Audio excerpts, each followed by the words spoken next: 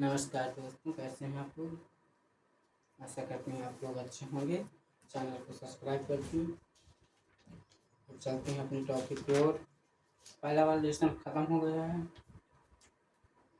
दूसरा लेसन बताना है। ठीक है, दूसरा लेसन, दूसरा अभ्यास है बहुपद।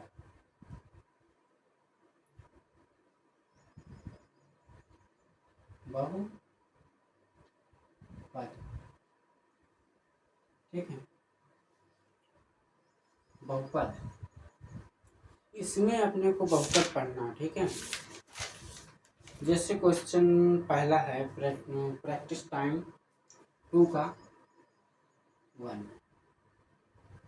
पहला क्वेश्चन दिए हुए है, कह रहा है कि 4x² माइनस 3x प्लस का 7, इसको कह रहा है सॉल्व करो। इसके बहुपद निकालना है, यानी गुणनखंड होंगे। ठीक है, निम्न व्यंजकों में से कौन कौन एक चर के बहुपद हैं, कौन कौन से नहीं हैं। कारण के साथ अपने उत्तर दीजिए। ठीक है,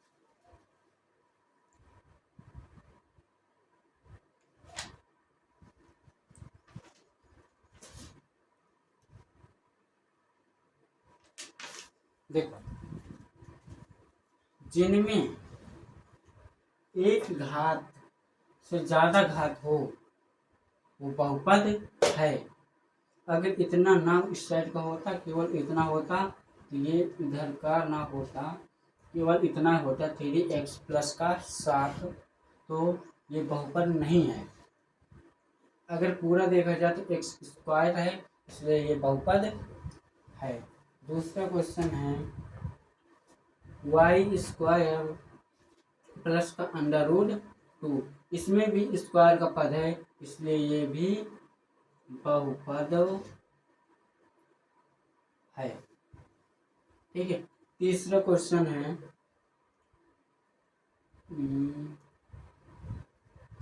3√t प्लस t√2।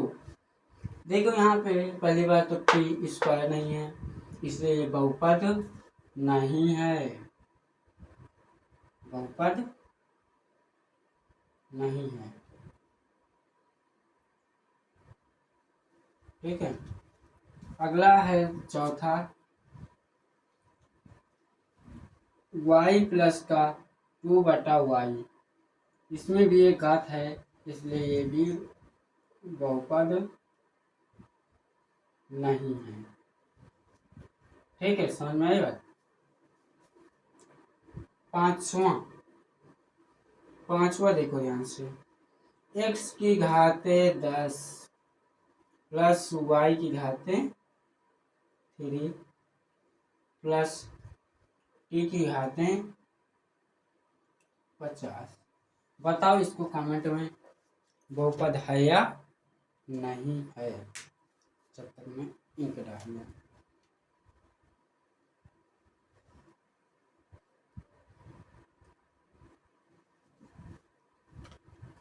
जल्दी बताओ कमेंट में।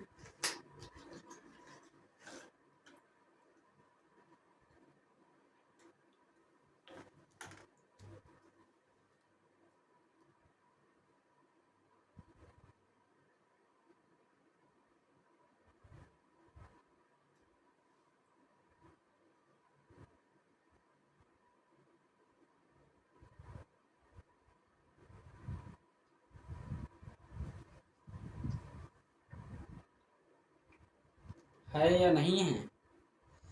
अगर चैनल को सब्सक्राइब नहीं किया तो चैनल को सब्सक्राइब कर लो, वीडियो को लाइक कर दो।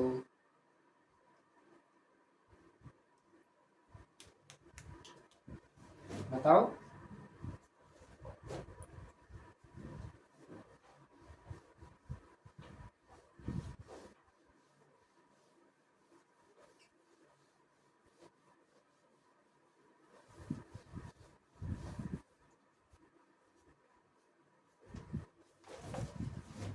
अगला है, तो निम्न में से प्रत्येक के एक्स स्क्वायर का गुणांक लिखिए। ठीक है,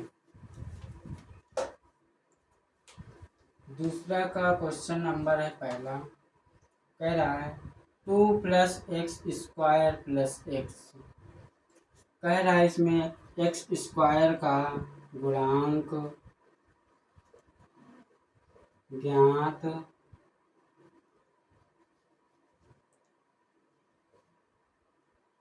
करो। बताओ एक्स के स्क्वायर में कोई संख्या तुम्हें दिख रही है? जब कुछ नहीं होती तो हम क्या मानते हैं, एक्स स्क्वायर का गुणांक क्या है यहाँ पे, 1। दूसरा 2 माइनस का x² और प्लस का x³।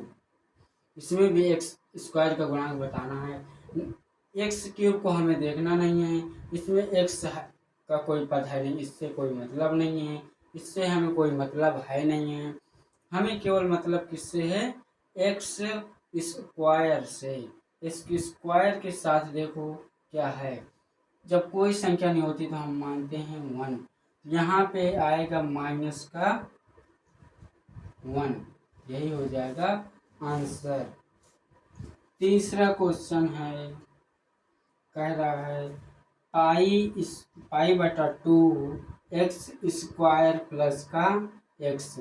इसमें भी हमें x से कोई मतलब नहीं है, हमें केवल x² वाले पद से मतलब है। इसके साथ में क्या रखा है, पाई/2, यही हो जाएगा आंसर।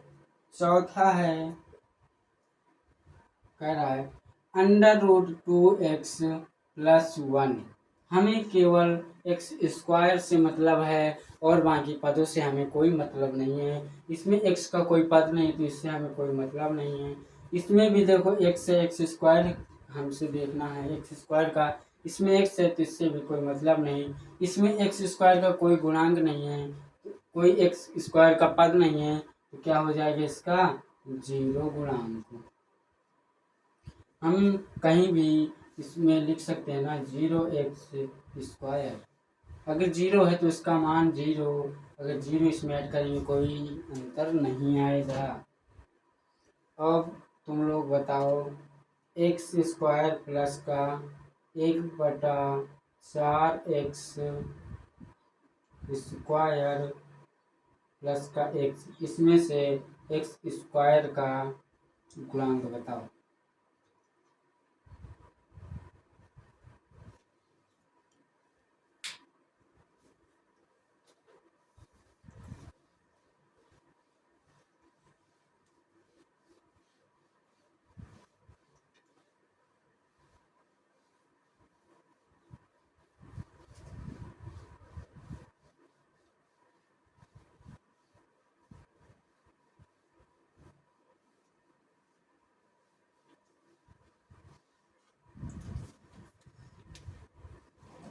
अगला क्वेश्चन है, कह रहा है 35 घात की द्विपद का और 100 घात के एकपदी का एक एक उदाहरण दीजिए।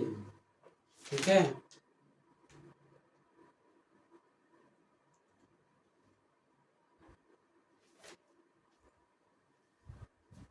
देखो एक चीज बता रहा हूँ। तीसरा क्वेश्चन है,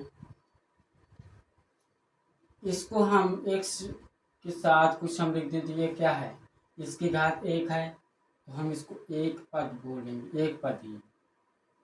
ठीक है, अगर हम x की घात 2 कर दें, +3 कर दें, और कोई भी संख्या कर दें, लास्ट में y कर दें, सबसे बड़ी घात यहाँ पे क्या है, ये द्विपदी घात है। ठीक है, अगर यहाँ पे हम 3 कर दें तो 3 पदी है, 4 कर दें तो 4 पदी है, 5 कर दें तो 5 पदी है, 6 कर दें 6 पदी है, 7 कर दें 7 पदी है। जितना बढ़ाते जाएंगे उतने पदी हो जाएगा। क्वेश्चन 3 में इतना कह रहा था, इससे हमें कोई मतलब नहीं, समझाने के लिए बताया। तीसरे का पहला क्वेश्चन है, तीसरा ही है, वो कह रहा है 35 पदी का कोई एक उदाहरण दीजिए। कुछ भी मान ले, x की घात 35 घात होनी चाहिए, केवल उसकी घात 35 लगा दो। इसके साथ में कुछ भी लिख दो, 2i + 3 4y + 4 कुछ भी लिख दो, ना भी लिखो तो भी सही है। और कह रहा है 100 पदी का अंश उदाहरण दो, y के पद 100 लिख दो, और यहाँ पे y लिख दो, 2i लिख दो, कुछ भी लिख दो, पर उसकी घात एक ठो 100 बना दो और 35 कर दो, वो उतनी घात का पद बन जाएगा। ठीक है। अब तुम लोग एक ठो 60 घात पदी का उदाहरण कमेंट में बताओ।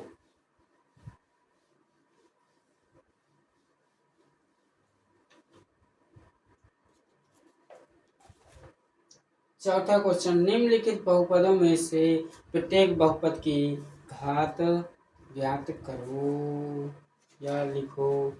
चौथे का पहला क्वेश्चन है, कह रहा है क्या,